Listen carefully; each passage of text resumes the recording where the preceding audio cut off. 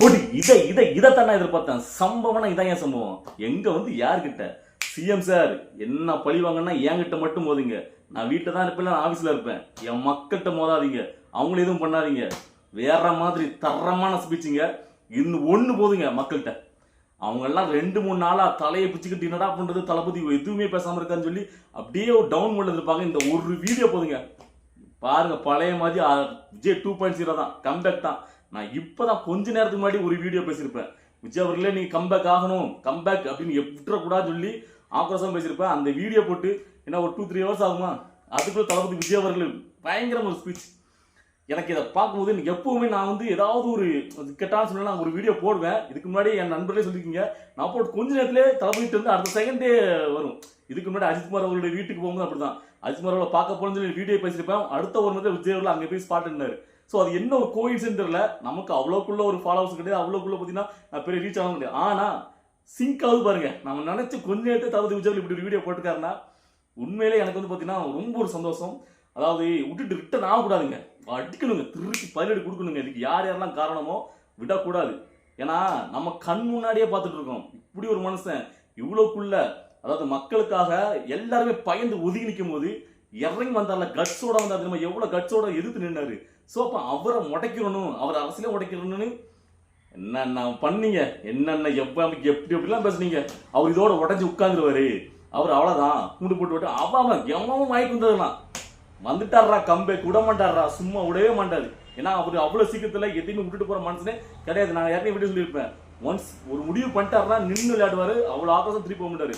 நீங்கள் அவரை ஒடிச்சிடலாம், இதோட முடிச்சிடலாம் அவர் கதையை. இமோஷனல் அட்டாக் ஆகி அவர் ஓரத்தில் உட்கார வச்சுலாம் வச்சிங்கல்ல, முடியாது. அவர் ஒரே ஒரு விஷயத்துக்கு தான் பொறுமையாக இருந்தார். ஏன்னா அவர் சொன்னார் பாருங்க, எங்க நானும் மனசு தானாங்க, எப்படிங்க நான் அது வந்து அந்த மக்களை பார்க்காம திரும்பி வருவேன், என்ன பார்க்க வந்த மக்களுக்கு ஒரு பாதிப்பு எப்படி விட்டுட்டு வருவேன், என்னங்க அப்படி நாங்கள் திரும்பி போகலான்னு எவ்வளோ ட்ரை பண்ணாங்க. அதாவது அங்கே சுச்சுவேஷன் சரியில்லை, நீங்கள் போகக்கூடாதுன்னு சொன்னனால தான் நான் வந்தேன். இப்போ கூட பார்க்க ட்ரை பண்ணிருக்கேன், விடலை. அதாவது அவர் மனசு இன்னுமாங்க தெரியல. அவர்லாம் பார்த்தீங்கன்னா ஒரு குழந்தை மனசுங்க. அவர் இங்கே ஒரு மக்களுக்கு ஒரு நல்லது பண்ணு நினைக்கிறார், அதுக்கு அவ்வளோ எதிர்ப்புகள். நல்லா நறுக்குன்னு கேட்டார்ல, நாம கேட்டால் அதே திருப்பி கேட்டார்ல. எங்க இதுக்கு முன்னாடி ஒரு 5 மாவட்டங்களுக்கு இருக்கேன், அது மட்டும் ஏன் கரூரில் நடக்குது. எங்க அந்த கவர்மெண்ட் கொடுத்த இடத்துல இதுக்கு தான் திரும்ப கேட்டோம், ஒரு பெரிய இடமா கொடுங்க, மக்கள் கூடுற இடமா கேட்டோம். ஆனா அவங்க கொடுத்த இடத்துல தான் நாங்க போய் பண்ணோம். இதுல எங்க மேல என்னங்க தப்பு இருக்கு? இதுல எங்க நிர்வாகிகள் மேல வழக்கு போட்டு நீங்க வச்சிருக்கீங்க. சோசியல் மீடியால எங்களுக்கு ஆதரவாளர்கள், எங்க நண்பர்கள் எல்லாரும் மேலேயும் பார்த்தீங்கன்னா வழக்கு பதிவு பண்றீங்க. ஏன் இதுன்னு கேட்கிறேன், அப்படின்னு தப்பு பண்ண நாங்க. ஸோ அவர் கேட்குற ஒவ்வொரு பாயிண்ட்டுக்கும் யாராவது போய் சொல்ல முடியுமா? இல்லை, நான் கேட்குறேன். அவர் அப்படியே முதல்ல ஆரம்பத்தை அவர் பேச ஆரம்பிக்கும் போது அவ்வளோக்குள்ள அவர் வந்து பார்த்தீங்கன்னா அப்படியே அவர் பேச்சே வந்து பார்த்தீங்கன்னா திராவிட இருக்குது. ஏன்னா நம்மளால இவ்வளோ பேர் பாதிப்புள்ள கேட்டால் அவங்களுக்கு எந்த ஒரு ஆதரவுமே சொல்ல முடியாது. அதில் தான் அவர் முடங்கி போனதே, வேற எதனாலே அவர் இங்கே சாய்க்க முடியாது. அவரால் இத்தனை ஊரில் போயிட்டுங்கிற குச்சம் வச்சு தான் அவர்கள் உட்காந்துட்டு இருந்தார். என்ன பண்றது, நம்மளால ஏதோ ஒரு சம்திங் இது வேற இருந்தாலும் அவர் ஒன் ஆஃப் த காரணம் இல்லை அந்த, ஏன்னா அவரை பார்க்க வந்த ஆட்கள் தானே. ஸோ அதனால தான் அவ்வளோக்குள்ள வருத்தத்தில் உட்காந்துருந்தார். இப்பவும் பார்த்தீங்கன்னா ஏன் இன்னைக்கு நான் சொல்லியிருந்தேன் கேட்டிங்கன்னா, ஏன்னா அவர் அங்கே அனுமதி கொடுக்கல, போக விடலை. ஸோ அப்படின்னு மக்கள்கிட்ட பேசி ஆகணும், அதனால தான் இன்னைக்கு பேசிக்க உண்மை சொல்லிட்டார்ல. ஏன் கரூரில் மட்டும் அந்த பாதிப்புன்னு இருங்க விட மாட்டோம், அது உண்மையெல்லாம் வெளியே வரும்னு சொன்னார்ல. உண்மை ஒரு நாள் வெளியே வந்தே தீரும். ஏன்னா தர்மத்தின் வாழ்தனை சூதுகவும் மீண்டும் தர்மமே வெல்லும், அதுதான் நியதி. உண்மைக்கு ஒரு பவர் இருக்கு, அது என்னைக்குனாலும் வெட்டிச்சு சேதரும் பாருங்க, அன்னைக்கு தெரியும். நான் வந்துட்டார்ல, அவருக்கு யார் யாரெல்லாம் தோழோடு இருந்தாங்களோ, யாருக்கு வந்து அவர் சப்போர்ட் இருந்தாங்க, அந்த அரசியல் தலைவர் எல்லாத்துக்கும் பார்த்தீங்கன்னா நன்றி தெரிவித்தார் இந்த நேரத்தில். இன்னும் இருக்கு கம்பேக் சொன்ன மாதிரி ஆயிட்டாரு. அதுவும் டைரக்டா சவால் விட்ட பாருங்க, சிஎம் சார் உங்களுக்கு என்ன பழி வாங்கன்னா என்ன மட்டும் பழி வாங்க, என் மக்களை, என் தொண்டர்களை, என் நண்பர்களை எனக்கு ஆதரவளிக்கிறது ஒன்றும் பண்ணாதீங்க. நான் வீட்டில் தானே இருக்கேன், இல்லை ஆஃபீஸில் இருப்பேன், வாங்க டைரக்டா சொல்லிட்டேன். இதுக்கு மேலே என்ன சொல்லணும்? பேச மாட்டார் அவரு. இல்லை ஒரு சில பேர்லாம் என்னெல்லாமோ விமர்சிச்சானுங்க, அவனை பேரான சொல்லி அவனை பெரியலாக விரும்பலை. சோசியல் மீடியா அவ்வளோக்குள்ள இவருக்கு எதிராக வந்து பார்த்தீங்கன்னா இந்த 2-3 நாட்களாக பயங்கரமான ஒரு வன்மம். தமிழே வச்சுக்கலாம் பயந்தவங்களுக்கு அண்ணா அவங்க தலைவரே பயந்து ஓடிட்டாரு, அந்த பக்கம் வரல, உங்க கூட ஒருத்தனும் இல்லை அப்படின்ட்டு. தளபதி விஜய் அவர்கள் பயந்து ஓடுற ஆள் கிடையாது.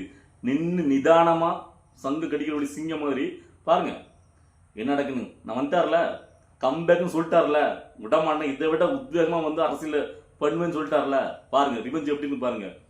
இவன் நாளா நீங்க வந்து பாத்தீங்கன்னா அவர் வந்து சாதாரண இடப்பட்டீங்க, அவர் எப்படிப்பட்டவர் கிடையாது. அவர் ஈஸியெல்லாம் பார்த்தீங்கன்னா ஒரு விஷயத்தை முடிவு பண்ண மாட்டார், முடிவு பண்ணிட்டு அவளை சீக்கிரம் பேக் அடிக்க மாட்டார். மற்றவங்கள மாதிரி கிடையாது, நான் வரலன்னு சொல்லிட்டு பேக் அடிக்கிறது, அதுக்கப்புறம் பார்த்தீங்கன்னா ஒருத்தங்களை எதிர்த்து அரசியல் ஆரம்பிச்சு திரும்ப அவங்களுடைய போய் கூட்டில போய் சேரது, அந்த மாதிரி ரகம் கிடையாது. பாருங்க உத்தரதாண்டம் இனிமே தான் இருக்கு, ஆட்டெல்லாம் வெறித்தனமா இருக்கும். வரணுங்க, தளபதி வரணும்னு நினைச்சேன், கம்பேக் ஆயிட்டார் மனுஷன். வேற லெவல். இனிமேல் இருக்கடா அவங்களுக்குலாம் கச்சேரி வரட்டும்டா, எல்லாம் நடக்கணும்டா. ஏதோ ஒரு விதத்துல ஒரு மக்களுக்கு பாதிப்பாயிட்டு ஒரு 41 பேருடைய உயிருங்கிறது போயிடுச்சு.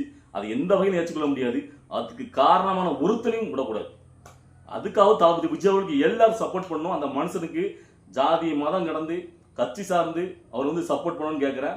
விஜய் கம்பேக் 2.0 ஆரம்பமாக பாருங்க, வெறித்தனமா இதை விட பயங்கரமா இதை விட உத்வேகமா ஆரம்பிப்பாரு.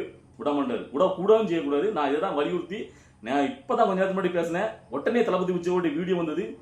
எனக்கெல்லாம் பார்த்தீங்கன்னா அப்படியே ஒரு பயங்கரமான ஒரு கூஸ் பம்பு. ஸோ உங்க எத்தனை பேருக்கு இந்த வீடியோ பார்க்கும்போது எப்படி இருந்துச்சு, நீங்க என்ன உணர்ந்தீங்க அப்படிங்கிறத உங்களுடைய கருத்துக்களை கமெண்ட்ல பதிவு பண்ணுங்க. மக்கள் எல்லாரும் உச்சக்கட்ட எதிர்பார்த்துட்டு இருந்தீங்கல்ல, அதாவது தளபதி விஜய் என்ன மாதிரி முடிவு எடுப்பாரு. நான் அந்த வீடியோ சொல்லியிருப்பேன் போன வீடியோல, அவர் வந்து கம்பேக் ஆகியே தரணும் அப்படின்ட்டு. இப்ப அந்த உச்சக்கட்ட எதிர்பார்ப்பு தளபதி விஜயோட வீடியோலே தெரிஞ்சிருக்கும். அவர் விட்டுட்டு பின்வாங்குற ஆள் கிடையாது, அப்படிப்பட்ட மனுஷன் கிடையாது. பாருங்க, திருப்பி அதே இடத்துல வந்து நின்று இதை விட உத்வேகமா யார் யாரெல்லாம் அந்த காரணமா அமைஞ்சாங்களோ, அவருடைய அரசியல முடக்க நினைச்சாங்களோ, இத்தனை உயிரில காவ வாங்கினாங்களோ எல்லாத்துக்கும் பதிலடி கொடுப்பார். இல்ல இன்னைக்கு தளபதி விஜய்ல உட்கார்ந்து அந்த பேசுற தோரணையிலேயே அவர் வந்து எல்லாத்தையும் முடிவு பண்ணிட்டாரு. போட்டு பார்த்துன்னு அவருடைய ஃபேஸ பார்க்கணும். அவருடைய அந்த கோவத்துல அவர் அப்படி நேருக்கு நேரா சிஎம் சார் அப்படிங்கிற பேசுறதெல்லாம் வேற மாதிரிங்க. அதாவது ஒரு மனுஷன் முடிவு பண்ணி இறங்கினா எப்படி இருக்கும், ஒண்ணு அதாவது 2ல 1 பார்த்தோம்னு முடிவு பண்ணா அந்த மாதிரி இருக்கு. அவருடைய ஃபேஸ் ரியாக்ஷனே அந்த அளவுக்கு இருக்கு. அதாவது இதை பார்க்கும்போது அப்படியே இந்த ஒரு இதை வச்சு ஒரு திரைப்படமே எடுக்கலாம் தளபதி விஜய் அவர்கள். அதாவது நம்ம கண்ணு முன்னாடி திரைப்படத்துல இந்த மாதிரி வந்து பார்த்தீங்கன்னா ஒரு அரசியல வந்து பார்த்தீங்கன்னா பிளான் பண்ணி என்னெல்லாம பண்ணுவாங்க நடிக்கிறத பார்த்துக்கோம். நிஜ வாழ்க்கையில நம்ம கண்ணு முன்னாடியே ஒரு திரைப்படம் லைவா ஒன்று நடந்துட்டு இருக்கு. அதான் விஜய் அவர்களுக்கு நடந்துட்டு இருக்கு. இந்த சமயத்துல நம்ம தளபதி விஜய் அவர்களுக்கு ரொம்ப சப்போர்ட்டா இருக்கும். அவர் ஏன்னா அவர் நம்மளை நம்பி அவருக்கு இப்போ இருக்கிற சப்போர்ட் நம்ம மட்டும்தான், மக்கள் மட்டும்தான். அந்த சப்போர்ட்டை மட்டும் தான் அவர் நம்பி இன்னைக்கு வந்திருக்காரு, திரும்ப கம்பக் ஆயிருக்காரு. அதை மக்கள் மறந்துக்கூடாது, தமிழ்நாட்டு மக்கள். ஸோ இப்படி நான் பேசுறதுனால எனக்கு எந்த ஒரு ஆதாயமும் எதுவுமே கிடையாது. தளபதி விஜய் அவர்கள் மாதிரி ஒருத்தர் இங்க வந்து எதிர்கட்சினே ஒண்ணு இல்லைங்க தமிழ்நாட்டுல. ஸோ அந்த சூழ்நிலை கூடாதுங்க. இங்க வந்து எதிர்த்து நின்று ஆடிக்கிறது, எதிர்த்துல நின்று அடிக்கிறதுக்கு, எதிர்த்து நின்று கேள்வி கேட்கறதுக்கும் ஒரு ஸ்ட்ராங்கான ஒரு அமைப்பு, ஒரு கட்சி வேணுங்க, ஒரு கட்சி தலைவர் வேணுங்க. அதுக்காக தளபதி சப்போர்ட் பண்ணுங்க. நான் சொல்றேன், அதாவது சும்மா பார்த்தீங்கன்னா அது எதிர்க்கிற நிலைமையே இல்லை, எதிர்க்கிறதுக்கு நம்மளுக்கு சரியான ஒரு ஆள் இல்லைங்கிறதா இருக்கிறதுலே மிகப்பெரிய ஒரு கொடூரம். அது வந்து இருக்கவே கூடாது யாருக்குமே. நம்ம தான் நம்மளை மிஞ்சின யாருக்கு அந்த மிதப்பு வரையக்கூடாது. அதுதான் இப்போ வந்துட்டு இருக்கு. இவர் தானே இவரை நம்ம இது பண்ண அப்படின்னு சில பேர் அவர் வந்து லேசா வந்து இட போட்டாங்க அசால்ட்டா. அப்படிலாம் நான் கிடையாது அப்படின்னு சொல்லி திரும்ப வந்தாரு பாருங்க. வாங்க தளபதி வாங்க, நாங்க இருக்கோம் வாங்க. இல்ல அவர் எவ்வளவுக்குள்ள உன்னிப்பா ஒவ்வொரு விஷயத்தையும் கவனிச்சுக்கா தெரியுமா. மக்கள் ஒவ்வொருத்தங்களாம் வந்து வெளியில உண்மையில சொல்ல அதெல்லாம் பார்த்தீங்கன்னா அவர் கடவுள் மாதிரி உங்களை நினைக்கிறேன்னு சொல்லி பாட்டினதெல்லாம் உண்மையிலேயே இல்ல. நானும் பார்த்துட்டு இருக்கலாம் போனோம். சனிக்கிழமையில இருந்து என்னென்ன ஆட்டம் போடான்னு தெரியுமா. சில ஊர்லாம் பார்க்கணும் எச்சைங்கள்லாம், அதாவது அவருக்கு எதிரா, அதாவது அவரை பத்தி ஒரு வார்த்தை விமர்சிக்கிறது யோசிக்கிறோம் கூட இப்ப அவரை அடிச்சு உடஞ்சிட்டாரு. அதாவது அவருடைய சினிமா வாழ்க்கையும் போச்சு, அரசியல் வாழ்க்கையும் போச்சு, தெரியாதனமா கால் வச்சிட்டாரு. அவர் இதுக்கெல்லாம் லாய்க் பண்ண மாட்டாரு. என்னென்ன பேசுனீங்க. இந்த அவர் என்ன சும்மா வந்து ஒரு பேருக்கு கட்சி ஆரம்பிச்சு வந்தவரா? அவர் இங்க ஒரு தமிழ்நாட்டோட தலையெழுத்திய மாத்த வந்தவர். அடுத்த முதலமைச்சர் அவர் தான். அதனால தானே இவ்வளவுக்குள்ள பிளான் பண்ணி அவரை சாய்க்கு நினைச்சீங்க. ஏன்னா தளபதி விஜய் அவர்கள் நீங்க சும்மாலாம் பார்த்தீங்கன்னா ஒரு சினிமா நடிகர், சும்மா அரசு கட்சி ஆரம்பிச்சு வந்தவர் அப்படிலாம் நினைக்காதீங்க. இதுக்கு முன்னாடி எத்தனோ நடிகர்கள் பார்த்தீங்கன்னா அரசு கட்சி ஆரம்பிச்சு வந்திருக்கலாம். ஆனா அவங்களுக்கு நீங்க இவ்வளவுக்குள்ள பயப்படல. அதுலேயே தெரிஞ்சிருக்கும் அவரோட பவர் என்னன்னு. ஒட்டுமொத்த தமிழ்நாடுமே பார்த்தீங்கன்னா அவர் பக்கம் இருக்கு. பார்த்துட்டே இருங்க. 2026 நடக்க போதுன்னு எல்லாருமே முடிவு பண்ணிட்டாங்க. தளபதி விஜய் அவர்களுக்கு தான் ஓட்டு போடுங்கிறது எல்லாரும் தீர்மானமே பண்ணிட்டாங்க. ஸோ இது வரைக்கும் கூட, அதாவது இந்த கரூருக்கு முன்னாடி கூட சில பேர் வந்து பார்த்தீங்கன்னா விஜய் அவர்களுடைய அந்த ரசிகராக இருப்பாங்க, விஜய் அதுல வந்து ஒரு ஆர்வத்தில் இருப்பாங்க. ஆனா முழுவதுமா விஜய்க்கு ஓட்டு போலங்க என்ன கூட வந்திருக்கா சில பேருக்கு இருந்திருக்கலாம். ஆனா இப்போ இந்த ஒரு இதுக்கு அப்புறம் எல்லாருக்கும் வெட்டி வெளிச்சம் ஆயிட்டு. அப்போ இங்க ஒரு மனுஷன் இந்த மக்களுக்காக ஒரு கட்சி ஆரம்பிச்சு வரக்கூடாதா?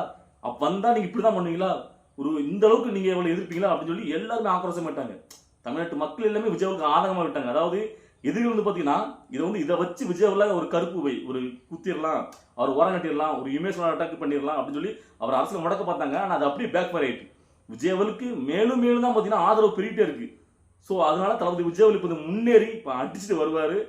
கம்பேக் தான் இருக்கு, விடக்கூடாது. அரசியல் இப்போ நம்ம எதிர்பார்த்த ஒரு அரசியல் நம்ம கண்ணு முன்னாடியே இருக்கு. இந்த நேரத்தில் நம்ம கைவிட்டக்கூடாது. கைவிட்டோம் அப்படின்னா நம்மளாம் பார்த்தீங்கன்னா என்ன சொல்றது, ஒரு கொத்தடிமைகள். அதான் சொல்றேன். அப்புறம் கடைசியாக கொத்தடிமையாக தான் இருக்கணும், ஒரு குறிப்பிட்ட குடும்பத்துக்கு அடிமையாக தான் இருக்கணும்.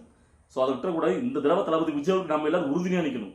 ஸோ எனக்கு வந்து தளபதி விஜய் இப்படி ஒரு பேசி ஒரு வீடியோ வெளியிடணும். இந்த ஒரு வீடியோ போதுங்க, அவ்வளவு பேருக்கு தமிழ்நாடு முழுக்க அந்த தொண்டர்கள் அவரை நம்பி எல்லாத்துக்கும் உற்சாகத்தை கொடுத்துரும். நம்ம தளபதி பேசிட்டாரு. இதைத்தான் நான் எதிர்பார்த்தே இருந்தேன். அவர் ஏன் தெரியுமா இப்போ கூட 2 நாள் கழிச்சு போட்டுருக்காரு. அவர் கரூருக்கு போயிடலான்ட்டு கடைசி நிமிடம் வரைக்கும் முயற்சி பண்ணியிருக்காரு. முடியாத பட்சத்தில் நாளுக்கு தள்ளிட்டே போகும்போது வீடியோ போட்டே ஆகணும். அதனால நான் பேசுனேன், வீடியோ போடுங்க தளபதி அப்படின்ட்டு போட்டாரு. இது போதும். எல்லாருக்கும் பார்த்தீங்கன்னா ஒரு சரியான ஒரு பதிலடி கொடுத்த மாதிரி கொடுத்துட்டாரு. டைரக்டாக மோதிட்டாரு. ஸோ இனிமேல் தளபதியோட அந்த ஆட்டங்கிறது ஆரம்பிச்சிடும். இவ்வளோ நாள் நீங்கள் தானே ஆட்டானீங்க, இப்போ கம்பேக் ஆகி வராரு பாருங்க, அவர்கிட்ட நின்று மோதுங்க.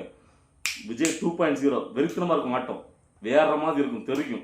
ஸோ இந்த வீடியோ பார்க்கும்போது உங்களுக்கு என்ன தோணுச்சு, நீங்கள் என்ன மாதிரி ஃபீல் பண்ணீங்க அப்படிங்கிறத உங்களுடைய கருத்துக்களை கமெண்ட்ல பதிவு பண்ணுங்க. நான் ரிப்ளை பண்ணி தருங்க.